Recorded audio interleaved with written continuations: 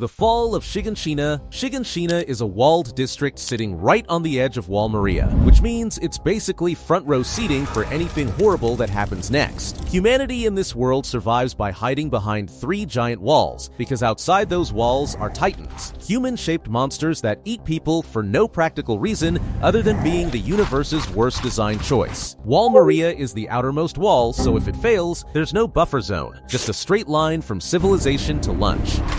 The disaster begins when the colossal titan appears without warning, towering over the wall like a living natural disaster. It doesn't climb, it doesn't fight the soldiers, it just kicks a hole through the gate area, because subtlety is for functioning societies. That breach is enough to let titans pour into the district. Then the armored titan shows up and smashes the inner gate, which turns the entire area into an open corridor for more titans to flood through. This 2-step breach matters. It prevents people from sealing off the district quickly and forces a mass evacuation under chaos. The human cost is immediate and personal. Eren watches his mother get trapped under rubble from the destruction and then eaten by a titan right in front of him. That moment isn't just sad backstory, it's the event that hardwires the main characters into a lifelong war mindset. On a larger scale, the fall of Walmaria forces humanity to abandon a huge portion of its territory, lose farmland, and cram refugees behind the next wall, which shockingly leads to famine, political panic, and leadership making efficient decisions about who gets to live where. This isn't just a single attack, it permanently changes the world's balance. The walls were supposed to be absolute safety. Shiganshina proves they're just tall lies made of stone, and now everyone knows it. The destruction of Alderaan. Alderaan is not a military fortress. It is a peaceful core world known for diplomacy, culture, and staying out of galactic knife fights, which is precisely why the Empire chooses it as a demonstration target. When Grand Moff Tarkin wants to prove the Death Star works, he doesn't aim at a fleet, he aims at a symbol. The message is simple: if a peaceful planet can be erased in seconds, no one is untouchable. The Death Star itself is a moon-sized battle station powered by a super laser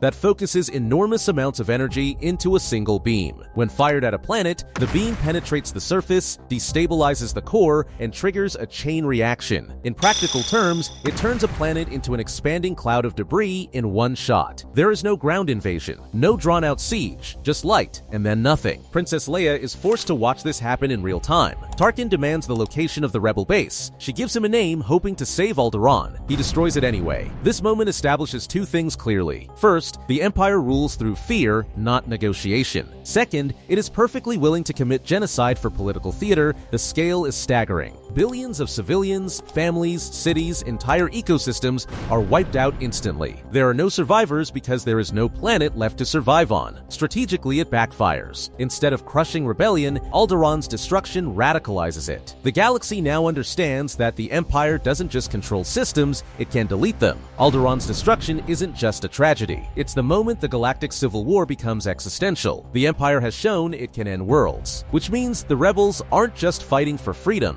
they're fighting for the continued existence of reality as they know it. The Reaper invasion. The Reapers are not just invading aliens. They are ancient, machine-organic starships that have been harvesting advanced civilizations for millions of years. Every 50,000 years, they return, wipe out spacefaring species at their peak, and convert them into new Reapers. It's less a war and more a scheduled extinction cycle with punctuality issues. The invasion begins with Earth. Without warning, enormous Reaper capital ships descend through the atmosphere and begin systematic destruction. Their weapons fire molten energy beams capable of leveling cities in seconds. Communications collapse. Governments fall apart almost immediately. And because the Reapers control advanced synthetic forces and indoctrinate organic beings, meaning they slowly brainwash people through prolonged exposure, defense coordination becomes nearly impossible. This invasion is different from a typical sci-fi war because there is no negotiation phase and no clear battlefield. Reapers attack every major civilization at once: humans, Turians, Asari, Solarians. Planetary defenses crumble, entire colonies go dark,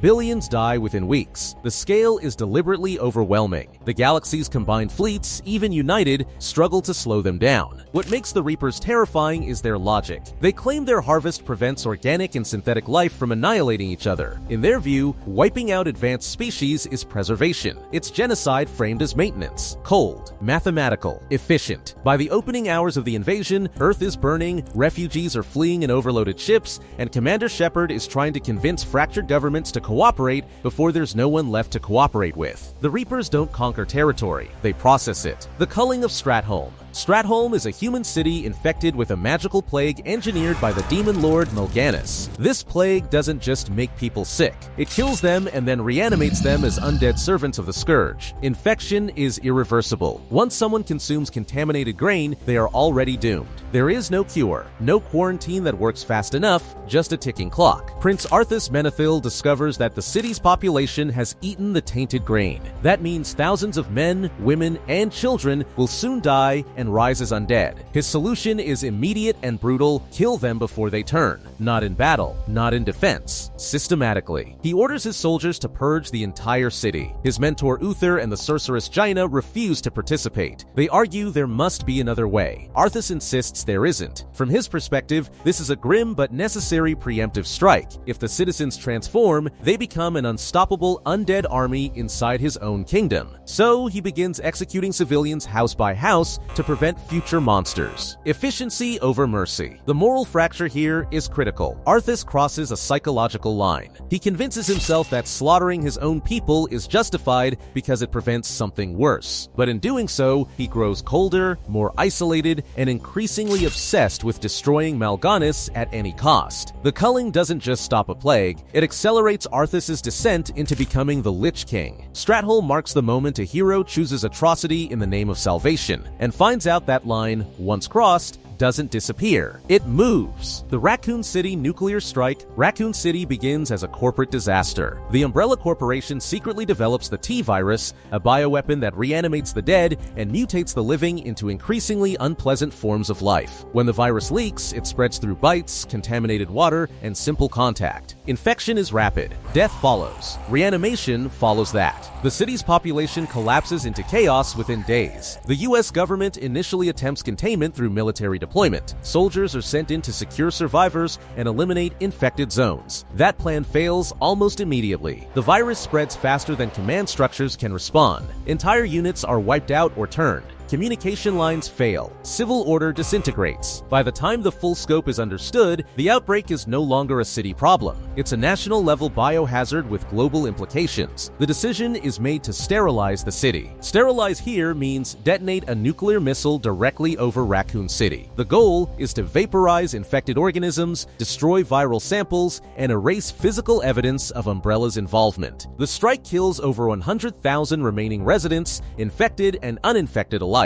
There is no evacuation window large enough to save everyone. Collateral damage becomes policy. Strategically, the nuclear blast succeeds in containing the outbreak locally. Politically and morally, it exposes the scale of corruption.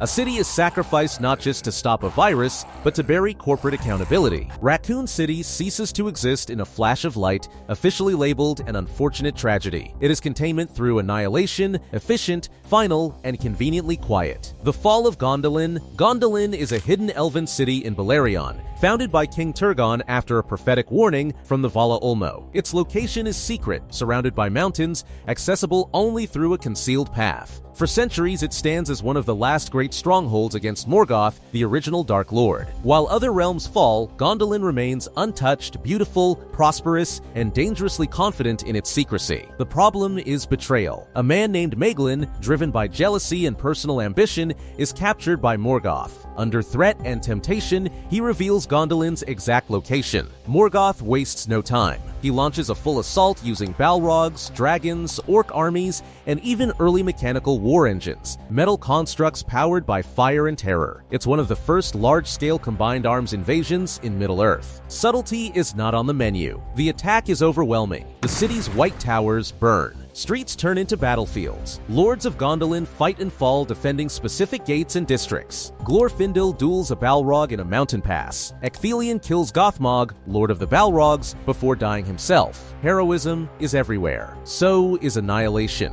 Most of Gondolin's population is slaughtered or enslaved. A small group escapes through a secret tunnel, carrying with them the last hope of their lineage. The city itself is destroyed beyond recovery. Gondolin represents the shattering of the final elven refuge in the First Age. It proves that no fortress, however beautiful or well hidden, survives once Voldemort's betrayal opens the door. The fall of Narnia. Narnia does not fall because it is conquered by overwhelming force, it falls because it is deceived from within. A talking ape named Shift dresses a simple donkey named Puzzle in a lion's skin and convinces others that he is Aslan. Since Aslan is Narnia's creator and moral authority, impersonating him is the equivalent of forging reality itself. The false Aslan begins issuing cruel and contradictory orders, cut down sacred trees, enslave talking beasts, cooperate with invaders. Confusion spreads faster than resistance. At the same time, Calormene's soldiers quietly infiltrate and take control. They exploit the chaos created by the false prophet. Loyal Narnians who question the situation are imprisoned or killed. The kingdom fractures between those who blindly obey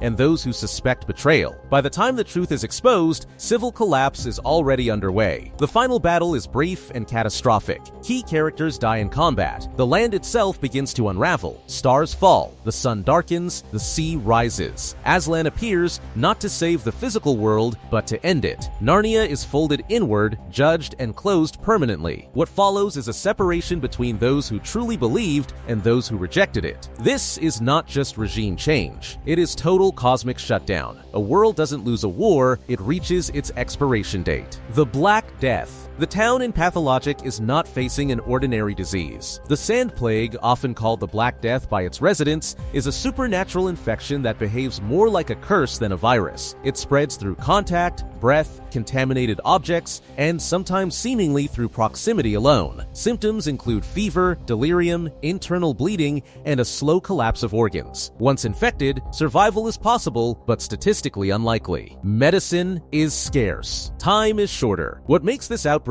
uniquely brutal is structural collapse. The town is geographically isolated, which means outside help is minimal and slow. As infection spreads, quarantine zones are established, but enforcement is inconsistent. Food shortages begin almost immediately. Panic buying, hoarding, and violence follow. Doctors, meaning you, are forced to triage constantly. You cannot save everyone. The game mechanics make that painfully literal. Children lose parents. Entire districts become death zones. Political factions argue while bodies pile up. The plague itself feels intelligent, almost aware, as if it is testing moral limits. Do you use your last antibiotic on an important political figure or a random child? Do you risk entering an infected house for supplies knowing you might not leave? There is no clean victory state. Even in the best possible outcome, the town is permanently scarred, culturally and physically. The Black Death doesn't just reduce population numbers. It erodes trust, sanity, and social structure until survival feels less like triumph and more like delay.